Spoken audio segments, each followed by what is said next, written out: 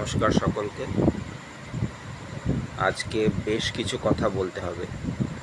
তার মধ্যে প্রথমেই সেটা হলো যে সংকল্প সত্যি হতে দেখতে পাচ্ছি। প্রকৃত অর্থেই যে সমস্যা অনেক দিন ধরে ছিল, সেই সমস্যার সমাধান দেখতে পাচ্ছি।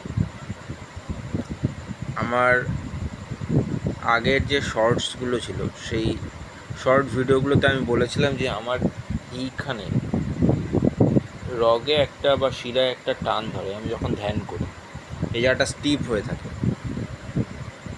এবং এই সমস্যা বিগত কয়েক বছর ধরে ছিল।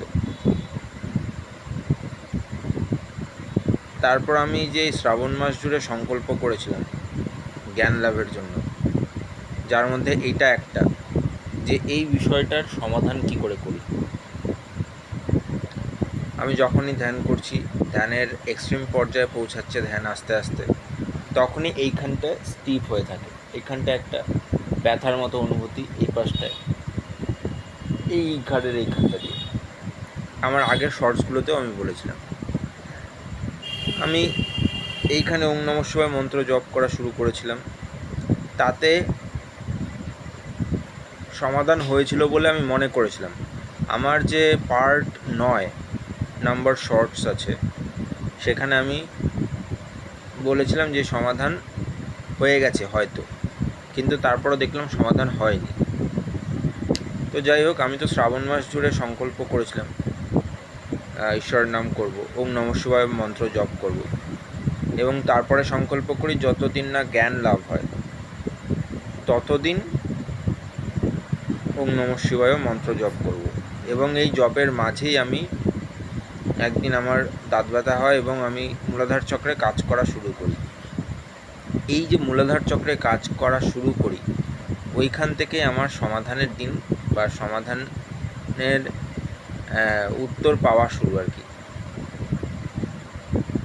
ধীরে ধীরে আমি বুঝতে পারলাম যে বিষয়টা কোন দিকে হলো, মানে কীভাবে হলো, ঘটলো।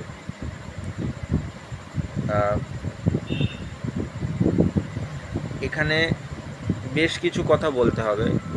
যে আমরা যখন ধ্যান করি তখন তো আমরা চিন্তা করি, মন্ত্র চিন্তা করি। এই চিন্তার আরেকটা প্রকার হলো রূপে চিন্তা করা। মানে আপনি ঈশ্বরকে দুভাবে চিন্তা করতে পারেন। এক হচ্ছে ঈশ্বরের নাম চিন্তা করছেন, আরেকটা হচ্ছে ঈশ্বরের রূপ চিন্তা করছেন। এইবার ধ্যান করতে গেলে আমাদের মস্তিষ্কের কিছু বিজ্ঞান জানতে হবে আপনাকে। আমাদের মস্তিষ্কের দুটো অংশ আছে।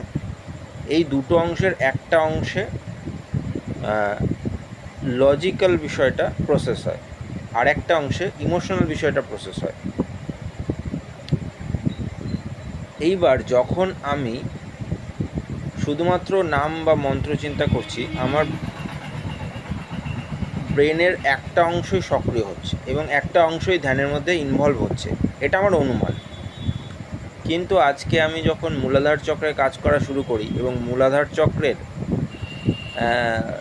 রূপ চিন্তা করা শুরু করি, একটা লাল জ্যোতি স্বরূপ চিন্তা করা শুরু করি মূলাধার চক্রকে, তখন ধীরে ধীরে আমি খেয়াল করলাম যে এই যে ব্যথাটা, এইখানটা যে স্টিফ হয়ে থাকার যে একটা অনুভূতি, সেই অনুভূতিটাকে আমি এড়াতে পারছি। আগে যেটা একদমই পারতাম না, সেটা এড়াতে পারছি। এটা গত 7-8 দিন ধরে আমি করছি এই রূপ চিন্তাটা, এবং আজকে ফাইনালি একটু আগে আমি 42 মিনিট ধ্যান করে উঠলাম, আর সকালবেলা ঘন্টাখানেক করেছি। তাতে দেখলাম আমার এইখানটাতে আর সেই অনুভূতিটা হয়নি। এবং আমি গত কয়েকদিন ধরে, 3 দিন ধরেই আমি দেখেছি যে ধ্যানের মধ্যে যখন আমি চিন্তা করার চেষ্টা করছি এবং এই বিষয়টাকে, এই স্টিফ হয়ে থাকার যে বিষয়টাকে, এটা আমার জন্য সত্যি একটা বড় স্বস্তি। যে এটাকে আমি অনেক দিন ধরে এড়িয়ে যাওয়ার চেষ্টা করছিলাম, কারণ আমি কনসেন্ট্রেট করতে পারছিলাম না। আমি মনোযোগ যখন দিচ্ছিলাম, যখন একশ্বাসে ধ্যান করছি, মন্ত্র জপ করছি, মন্ত্র চিন্তা করছি, এবং এইখানটায় যে স্টিফ হয়ে থাকার যে অনুভূতিটা, সেটা আমার একটা বিরক্তির কারণ হয়ে দাঁড়াচ্ছিল। এবং আগেও বলেছি, ভয়েও ছিল একটা, যে শিরা ছিঁড়ে না যায়, কারণ আর এরকম হওয়ার সম্ভাবনা আছে বা হতে পারে, এরকম আমি বইয়ে পড়েছি।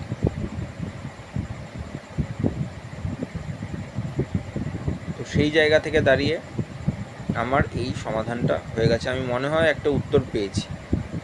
এখন ভবিষ্যতে দেখা যাক কী হয়। আর মূলাধার চক্রে কাজ করার ফলে আমার অনেক পরিবর্তন এসছে লাইফে, জীবনে অনেক পরিবর্তন এসছে। একটা যেটা আমি স্ট্রেংথ পাচ্ছি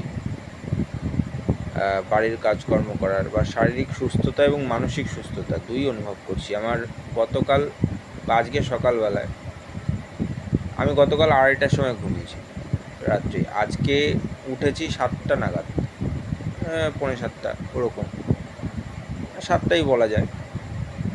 তো এই যে অল্প কিছুক্ষণ সময় ঘুমানোর পরেও আমার মধ্যে যে একটা ফ্রেশনেস ভাব, যেটা আমি অনুভব করলাম বা লক্ষ্য করলাম আজকে, সেটা বিগত মানে কখনোই আমি লক্ষ্য করিনি। যদি আমার ঘুম ঠিক না হয়, আমার খুব সমস্যা হয় আর কি, আমার এনার্জি ঠিক থাকে না,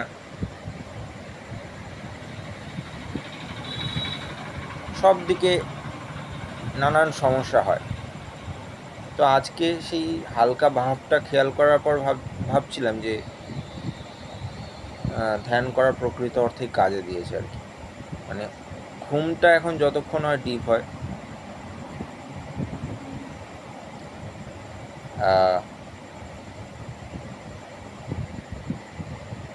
আরও বেশ কিছু পরিবর্তন এসছে, সেই কথাটা আজকে আর বলছি না। আজকে আমি এই বিষয়টা, সংকল্পের কথাটা বলবার জন্যেই ভিডিও করেছি।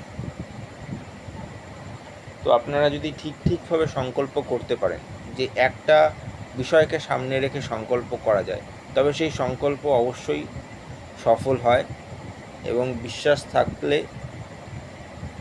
ঈশ্বর সেই রাস্তাটা খুঁজে দেবেনই আপনাকে, বা পথ দেখিয়ে দেন। জয় শিব।